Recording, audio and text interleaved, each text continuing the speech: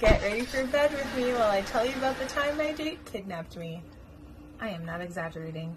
So this was another lifetime ago, and it was when I lived in Pacific Beach in San Diego, where there are a lot of bars and a lot of young people hang out. At the time, I did not have a car. The person I was going on a date with wanted to meet in PB, so I think I either took the bus or got a ride there. The date went well enough, and I only know this because when the guy offered me a ride home, I accepted. Problem was, is as he was driving to my place, which was at the other end of PB, it was practically Claremont. I can't remember. It's been so long since I've been there, but it was almost so far on the other end of PB that it was almost not PB anymore.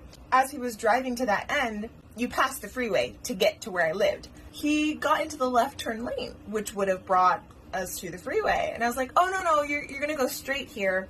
And he ignored me. And he got onto the freeway.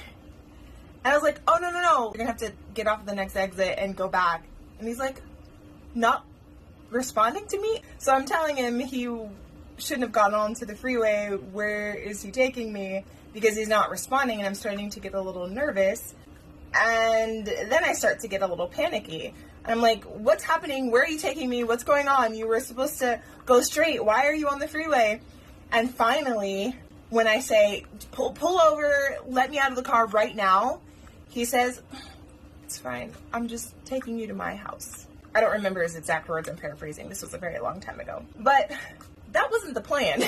So I was like, absolutely not. You're not taking me to your place. You're taking me home. I need you to get off at the next exit. I'm like getting agitated, so I'm raising my voice at that point. I need you to take me home right now. And he keeps driving. It's like, it's going to be fine. We're just going to go to my place. Now, I should have been extra creeped out by how calm he was being, but really I was just annoyed and frustrated. I wasn't actually scared for my life. Always assume you should be afraid for your life. So we eventually get to his house, which I think was like a 15-minute drive. He asked me to come in. Now, even though I wasn't actually afraid for my life, I was really upset that he just took me to his house when I didn't want to go. But I thought, well, I'm here now. Uber was barely a thing, and Lyft had just been created by this point. So I wasn't really privy to the idea of catching an Uber or Lyft home or catching a taxi. And because I wasn't actually afraid for my life, even though there was no way for me to know whether he was going to hurt me, I didn't think I should call anyone to come get me because I didn't think it was that serious. Always assume you're in danger in these types of situations. In fact, don't put yourself in these situations. Just don't accept the ride home.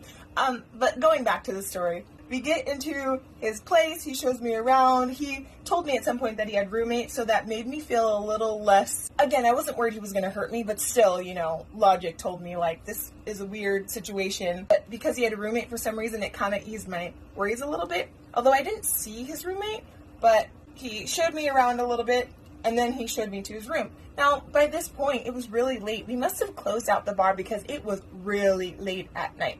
When he showed me to his room, the next thing I know, he's turning on house music, laying down, and saying that he's going to sleep. Now, I was really confused.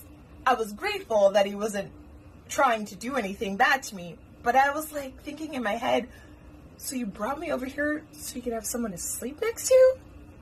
What? But, of course, I knew that I should not go to sleep because this guy was clearly a weirdo. So I lay awake, and because it was already so late by that point, it didn't take long for dawn to approach. And just before the sun rose, I, being super antsy, woke him up and said, take me home now. And he got up, and he took me home. And that was it. That was literally all that happened. He didn't try anything with me. I to this day, I don't even know what the whole point of that was. Like, maybe he thought he was going to, I don't know, get me to do something with him, but when he realized I was really creeped out, he changed his mind, and he had already driven that far and just didn't feel like driving me home. Bit of context, this guy was my age, but he was really tall, probably like 6'5", big guy, could easily overpower me. I don't remember how I met him. I feel like I met him at a bar, but it's fuzzy. All I know is I agreed to go on a date with him because he seemed normal. Boy, was I wrong. I was recently talking to my sister about how crazy it is that there are so many instances in my young adult life where I should have either been kidnapped, or, and yet somehow I'm still here. Now, I don't actually believe in angels or that our ancestors are literally looking out for us. But when I think about things like that happening, I'm like, I don't know. That could have been a terrible, terrible situation, and it ended up being a nothing burger.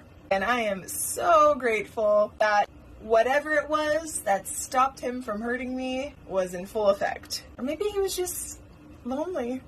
Moral of the story is, when we're young, we do crazy things, and only if we're lucky do we live to see another day. Stay safe out there. Crazy.